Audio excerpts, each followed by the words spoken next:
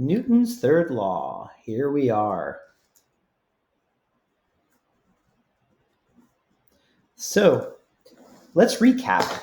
Newton's first law told us what happened to objects when they were in equilibrium, when the net force was equal to zero.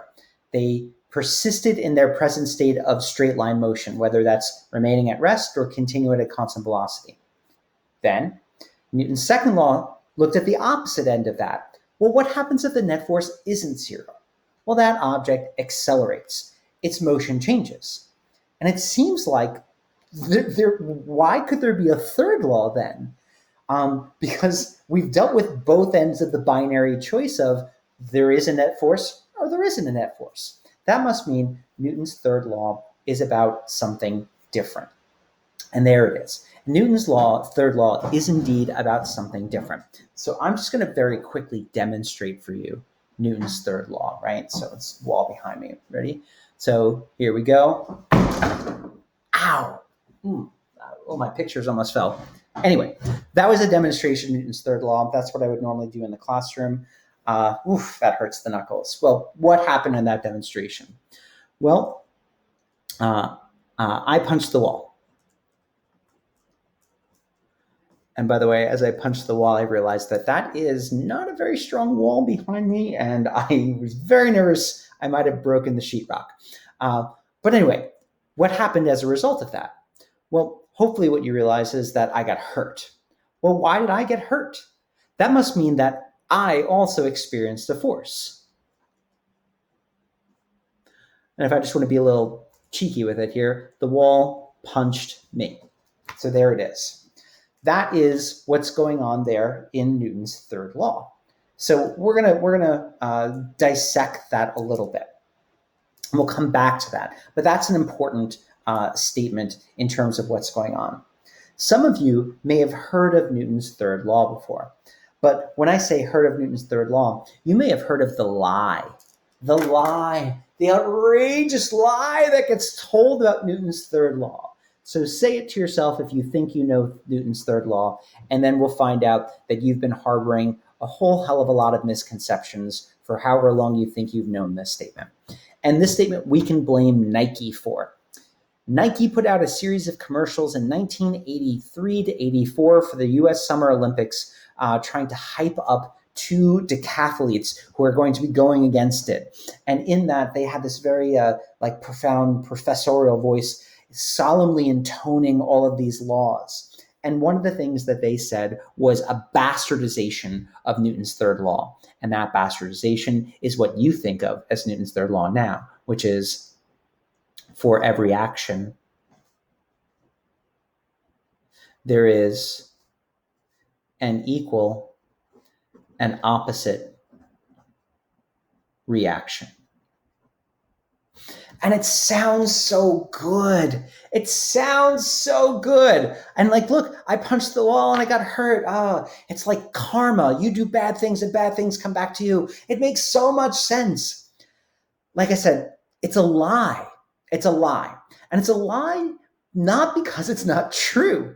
There is so much truth in that statement, but the core of it is a lie, and that lie leads to misconceptions. And so that's what we want to do, is uncover the lie, come up with the real statement of Newton's third law as presented in the Principia, and then kind of move on from there.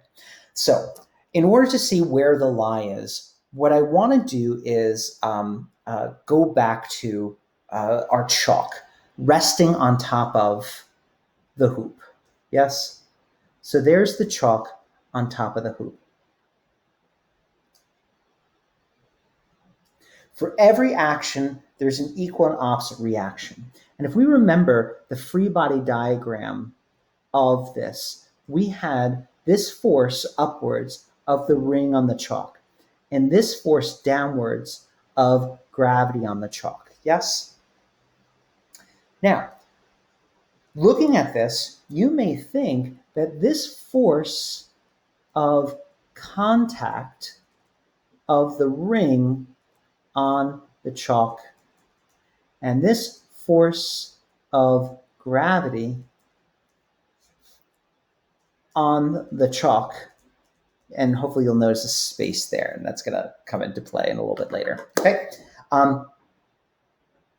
You might say, yeah, because gravity is pulling the chalk into the ring. That's my action. And the reaction then is that there's this force of contact of the ring back on the chalk, right? Hey, look at that action reaction. We've got it. Ooh, and we said these two forces were equal in magnitude. And they're opposite in direction.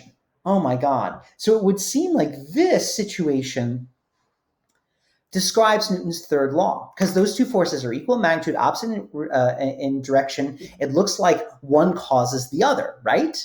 Right? Right? Wrong. And that's the problem with the statement of the law, is it lets you think that those two forces are what Newton's third law are talking about. And they're absolutely not what Newton's third law is talking about. Let's come up here, and I want to say these forces a little bit differently. Let's rewrite this as the force, and what type of force is it? It's a force of contact, right? Of contact of me on the wall. And then here, the force of contact, it also is a contact force of the wall on me. Yes? I'm going to tell you, this is Newton's third law. This is not. So what's going on there? Well, in order to really understand this, what we have to look at is the grammar of the sentences here. Okay? So in what way, shape, or form is the grammar of the sentences different? So stop the video for a second and think, how is the grammar of these sentences different than the grammar of these sentences? Okay, so you're back with me. Hopefully what you figured out is the following. If I go up here to this sentence here, I have the force of contact, the force of contact. That's the same, right? But of me on the wall, right? So I'm the subject of this sentence. The wall is the object of this sentence, right? That's not really a sentence because there's no verb and whatnot, but right. But the object of the sentence is the wall. Here, the wall is here, and the object is me. The objects of these two sentences are different. But if I look down here, there are two big differences. First, the object of each of these sentences is the same. Okay. Second, notice right now, this is the force of the ring on the chalk. This is the force of Vaughan on the wall on Vaughan. This is just the force of nothing. It's just the force of gravity. So contact forces is a type of force. If you notice here, I have a type of force, a type of force, a type of force. Yes? But I need something else that's causing the force of gravity. What is this the force of gravity of? Well, it's the force of gravity of the Earth on the chalk. So, differences between the sentence. Here, we have the same type of force, different objects. Here, different types of forces, same object. Right? That's grammatically the difference. What we're going to find out here is that these are not part of Newton's third law because each of these forces can exist independently of the other. Think about that. If I just have, let's say it's not even a chalk, it's my pen on the desk, right? Everyone see the pen on the table? Okay, everyone agree there's a force upwards of the table on the pen, and there's a force of gravity downwards. But if I just move the pen over here and drop it, that force of gravity exists independently of there being a force upwards due to the table. The force of gravity can exist totally independently of that. And in fact, the force of the table and the pen can exist independently of gravity. You just got to think a little bit differently here. Ready? If I push the pen into the table, there's a force between the table and the pen that's not caused by gravity. So the existence of this force doesn't imply the existence of that force. But look over here, the top ones. If I make contact with the wall, The wall has to make contact with me. It is impossible for me to make contact with the wall if the wall is not making contact with me. So let's pare it down. What is this about? Well, Newton's third law is oftentimes called his law of interaction. And let's understand the most basic thing about all forces. This is not Newton's third law. This is a fundamental idea that is prior to that. To have force, two things need to interact. You can't have force with just one object.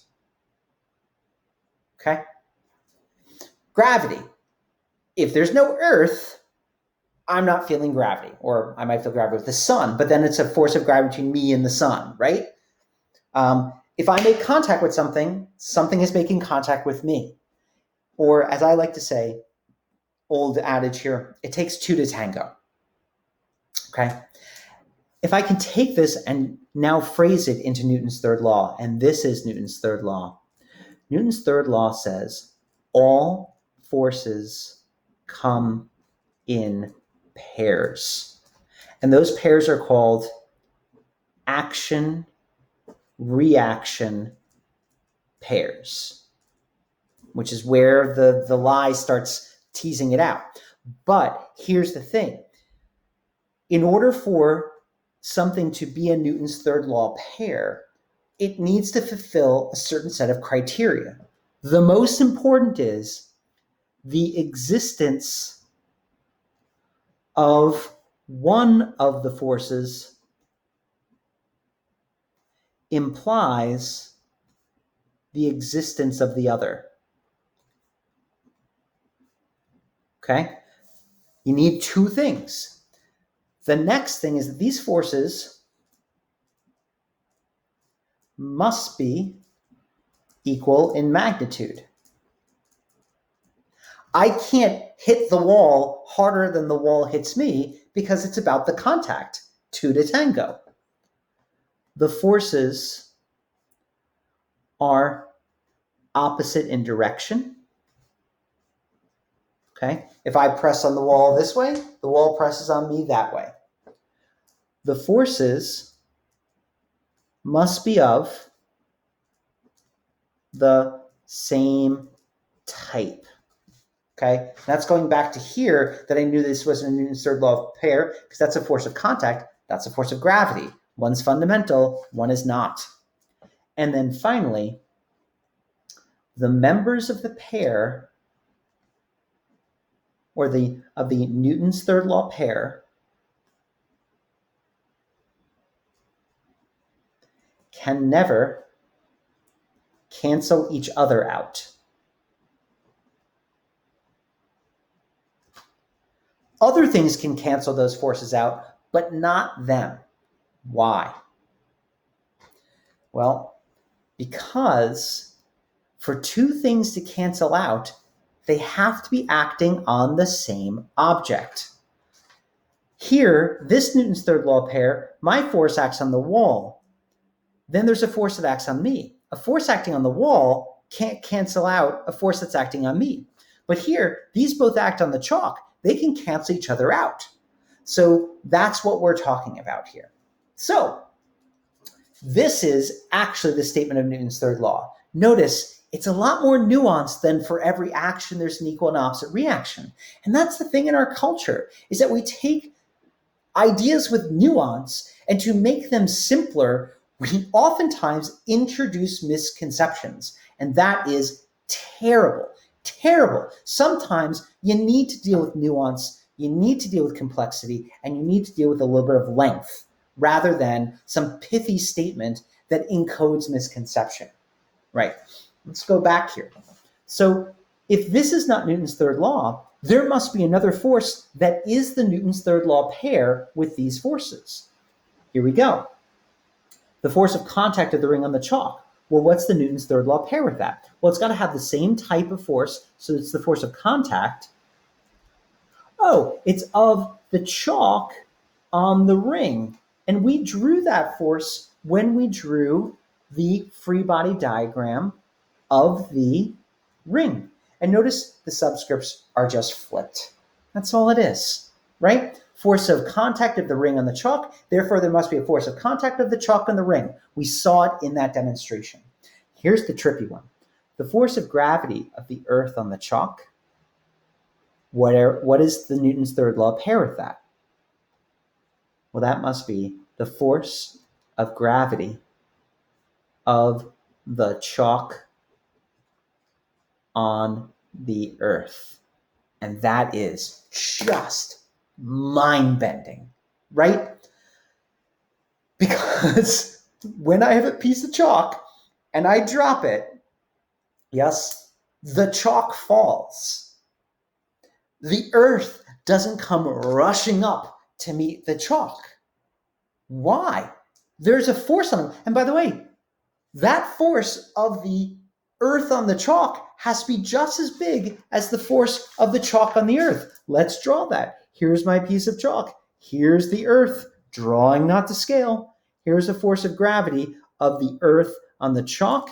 Here's the force of gravity of the chalk on the earth. Well, why does the chalk come rushing down to the earth and the earth now go rushing up to the chalk? Well, hopefully what you said to yourself is, oh, Newton's second law. Here's the thing. Let's pretend for a moment that there is only one force acting on each of these. I think we can argue that there's a lot more forces acting on the earth than just that. But let's pretend there's not. This thing has a small mass. This thing has a very large mass. In fact, mass of a piece of chalk, 10 grams, 0.01 kilograms. Mass of the earth, how big is that? 5.98 times 10 to the 24th kilograms. Yeah, so it's a little bit bigger, just a little bit bigger. And so if I think about this, the acceleration of the chalk is going to be the same gravity force, but this small little chalk mass. But the acceleration of the earth is going to be that same gravity force, but over the much larger mass.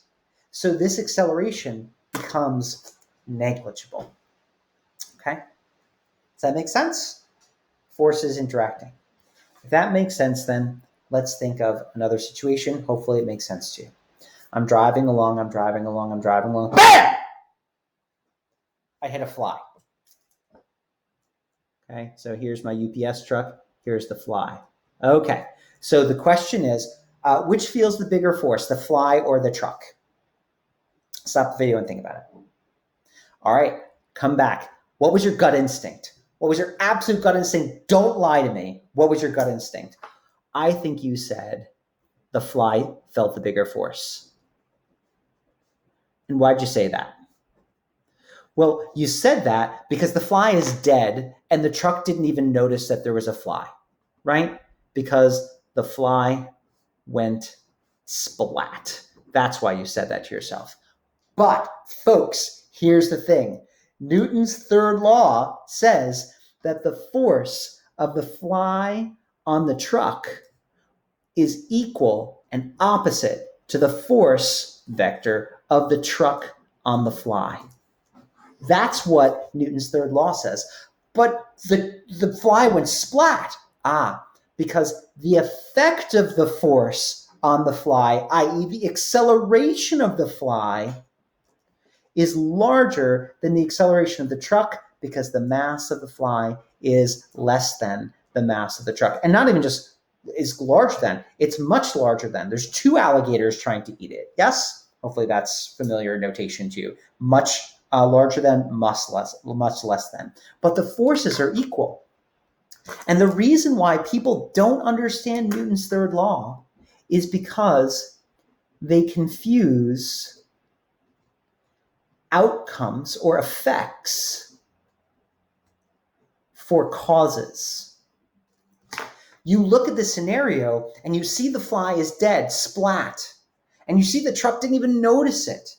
And you think that that effect told you about the force experienced by that fly, when really the two things experience the same force, but the effect of those forces on those two objects was drastically different. And this is the main thing that causes people not to understand Newton's third law, because our observations of the world that Aristotle did, said, observe the world as you see it, and that explains it to you, would tell you that the effects of the force are the forces, which is totally wrong.